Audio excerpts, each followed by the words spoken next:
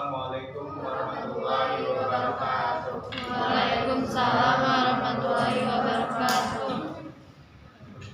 Kami dari kelompok 3 akan memperkenalkan diri. Saya Maulana Muhammad Ali. Saya Muhammad Ali. Saya Munasana Luis. Saya Pino Febriani.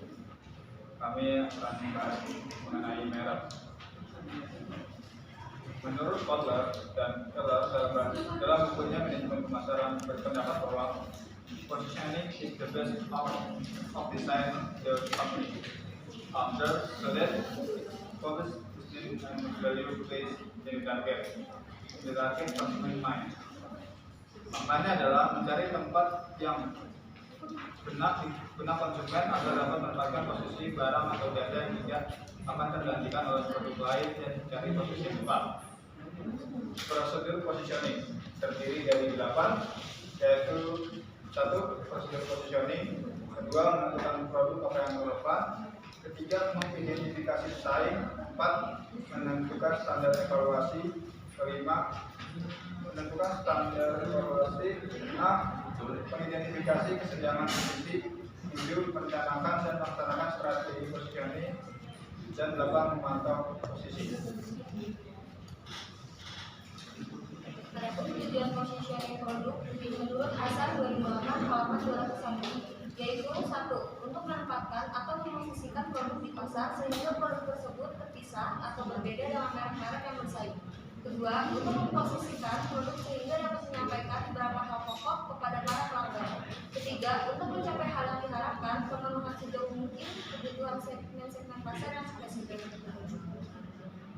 Mengembangkan dan mengkomunikasikan strategi positioning. Positioning adalah tindakan merancang penawaran dan citra perusahaan agar mendapatkan tempat khusus dalam pikiran pasar kisarannya. Tujuannya adalah menempatkan merek dalam pikiran konsumen untuk memaksimalkan manfaat potensial bagi perusahaan.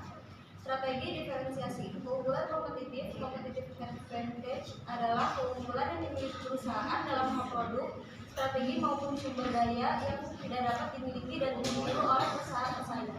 Contohnya perusahaan Apple selalu mempunyai strategi yang menjadi strategi alternatifnya yang tidak dapat ditiru oleh perusahaan lain. Apakah identitas merek itu? Definisi merek sebagai nama istilah tanda, lambang atau desain atau kombinasinya dimaksudkan untuk mengidentifikasikan barang atau jasa dari salah satu penjual atau kelompok penjual dan mendiferensiasikan barang atau jasa dari salah satu penjual atau kelompok penjual dan mendiferensiasikan merek dari para pesaing.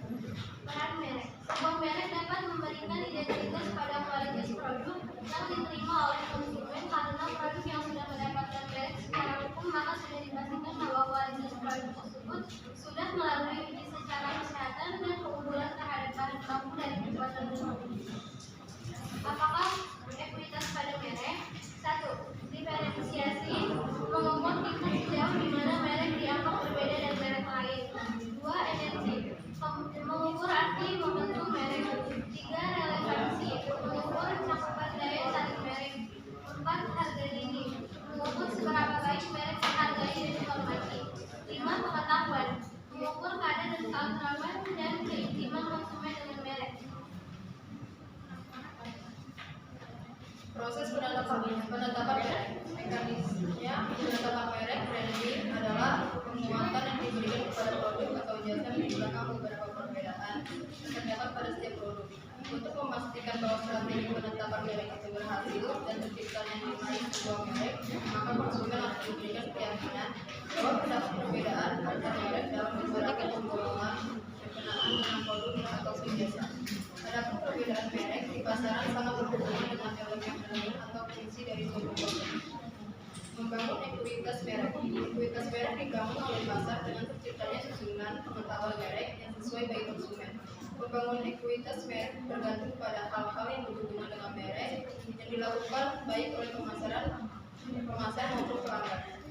Elemen merek atau brand dokumen adalah alat yang digunakan untuk memberikan merek data yang bersifat identifikasi dan diferensiasi.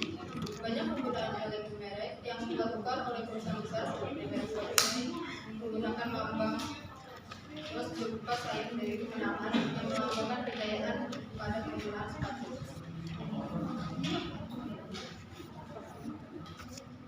Mungkin di antara kalian ada yang ingin bertanya. Demikian dari kelompok kami, kurang lebihnya mohon maaf. Wassalamualaikum